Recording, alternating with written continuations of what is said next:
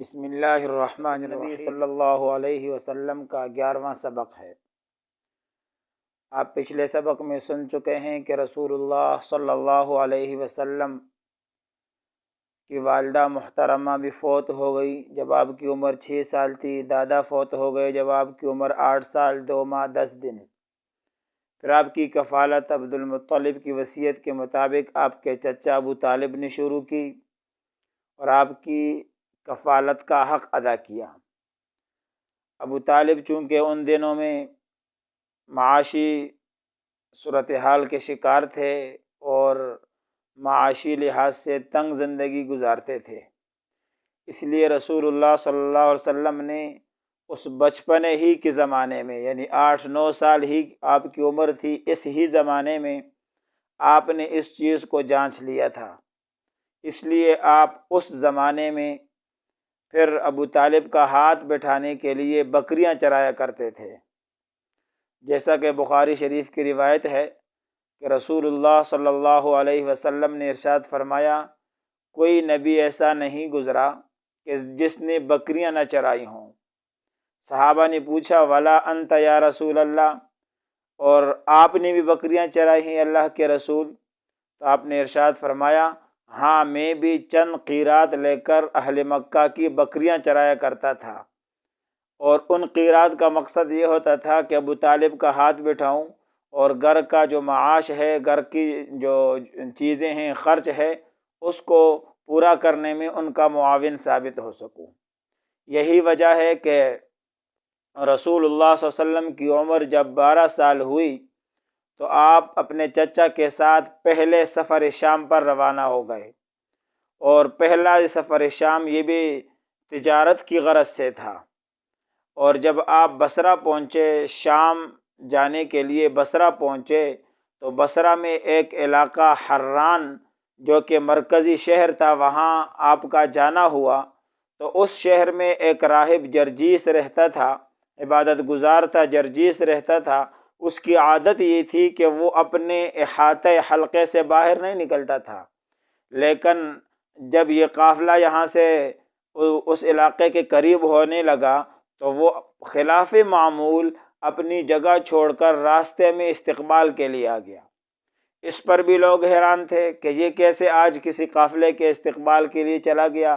پھر اپنے پاس لوگوں کو نہیں ٹھہراتا تھا، لیکن یہ قافلہ جب وہاں پہنچا تو اپنے پاس ٹھہرایا، اور ابو طالب کے ساتھ اس نے گفتگو کی۔ وہ گفتگو انتہائی عظمت پر مبنی ہے اور رسول اللہ صلی اللہ علیہ وسلم کے بچپن کو واضح کرتی ہے، اس بات کو واضح کرتی ہے کہ آپ کو اللہ تعالیٰ نے نبی ہی بنایا تھا، جس کا ظہور 40 سال کے تو بعد ہوا، لیکن نبوت کے ظہور میں آپ آخر ہیں اور نبوت کے ملنے میں آپ سب سے پہلے ہیں۔ لہٰذا جب یہ یہاں پہنچے تو یہ راہب جرجیس آپ کے استقبال کے لیے آیا، اور پھر ابو طالب کا ہاتھ پکڑ کر کہا کہ آپ اس بچے کو کہاں لے کے جا رہے ہیں؟ یہ تو سید العالمین ہیں اور یہ تو رحمت للعالمین بنیں گے۔ ابو طالب نے پوچھا کہ آپ کو کیسے پتہ چلا؟ تو آپ نے آگے سے جواب میں کہا کہ جب سے آپ لوگوں نے اس وادی کو کراس کیا ہے ہماری طرف آتے ہوئے، تب سے میں دیکھ رہا ہوں کہ کوئی پتھر اور کوئی درخت ایسا نہیں ہے کہ جس نے اس بچے کو سجدہ نہ کیا ہو۔ اور پھر ساتھ ہی اس راہب نے کہا کہ یہ درخت اور یہ پتھر سوائے نبی کے اور کسی کو سجدہ نہیں کرتے، اور اس کے علاوہ ان کے کندھے کے نیچے والے حصے میں ایک مہر نبوت بھی ہے جو میں نے نشانات اور علامات سے پہچان لیا ہے، اور اپنی سابقہ کتابوں میں بھی کچھ ایسی چہرے پر، جسمانی ساخت پر ایسی علامات ہیں کہ جن کی بنیاد پر میں پہچانتا ہوں کہ اس بچے نے بعد میں نبی بننا ہے اور اس سے اللہ تعالیٰ کائنات کریں گے۔ لہٰذا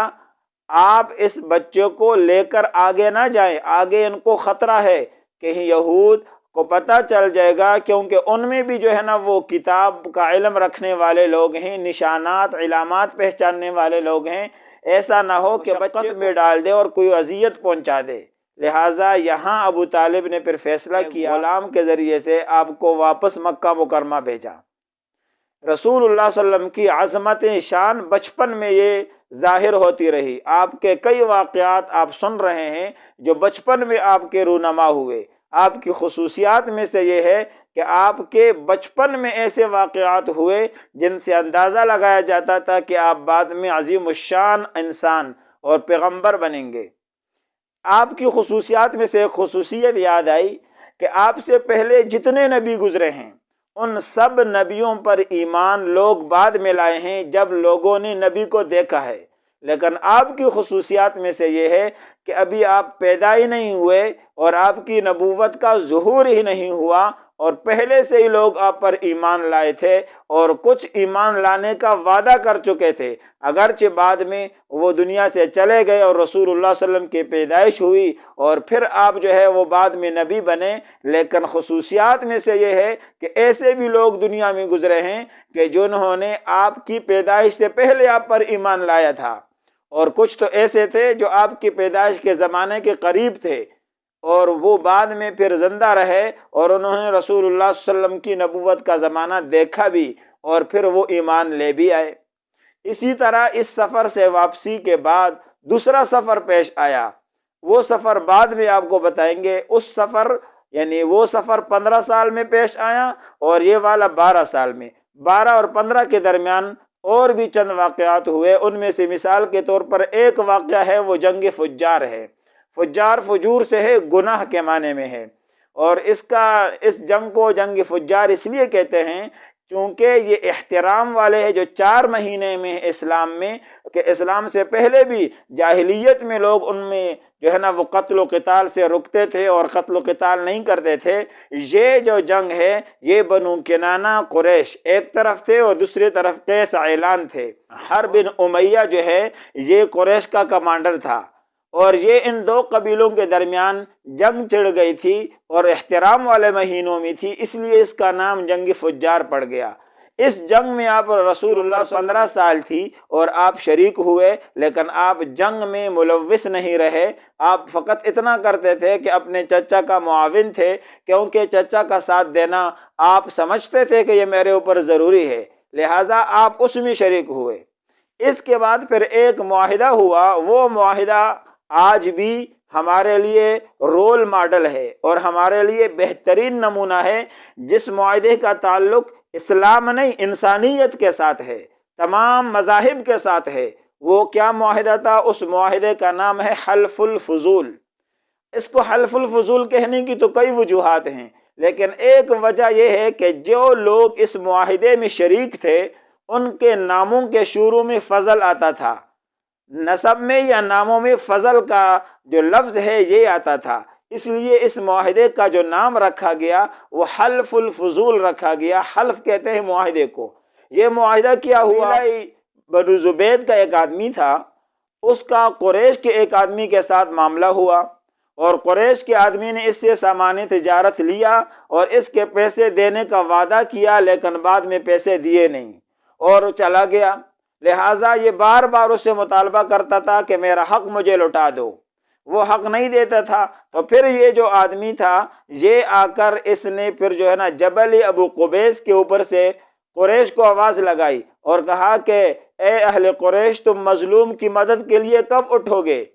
اور اس آواز لگانے سے پہلے قریش کے بڑے بڑے سردار جمع ہو گئے تھے اور انہوں نے ایک معاہدہ کر لیا تھا۔ اس معاہدے میں رسول اللہ صلی اللہ علیہ وسلم بھی شریک تھے،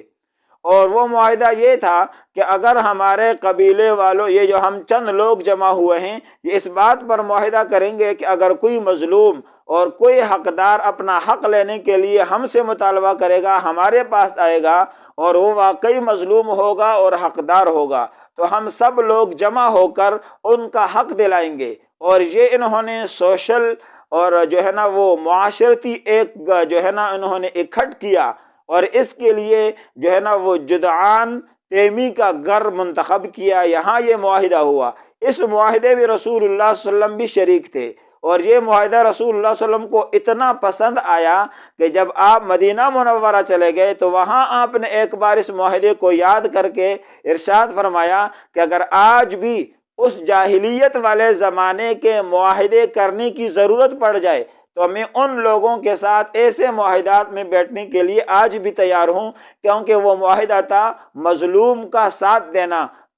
مظلوم کی حمایت کرنا اور ظالم کے خلاف بغاوت کرنا، مظلوم کو مظلوم کا حق دینا، عصبیت کا قلع کما کرنا اور ظلم کا خاتمہ کرنا، انسانیت کو انسانیت کا حق دلانا۔ اس کے لیے رسول اللہ صلی اللہ علیہ وسلم نے معاہدہ کیا۔ اس معاہدے میں چونکہ آپ شریک رہے، اور پھر جو قبیلہ بنو زبید کے آدمی کا، اس نے جب آواز لگائی اور آواز پر یہ قریش کے چند نوجوان جمع ہوئے، اور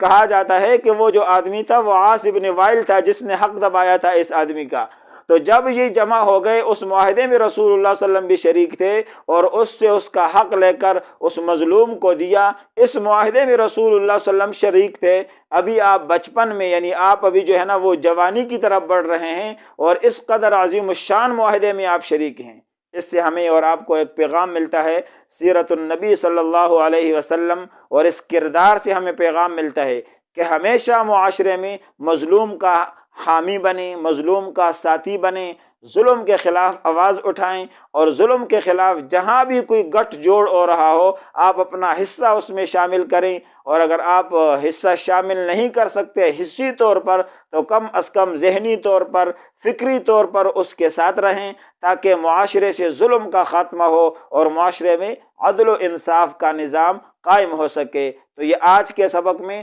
سیرت النبی صلی اللہ علیہ وسلم کا عالمی پیغام ہے، اس کو آگے پہنچائیے اور ہمارے ساتھ رہیے۔ وآخر دعوانا ان الحمد للہ رب العالمین۔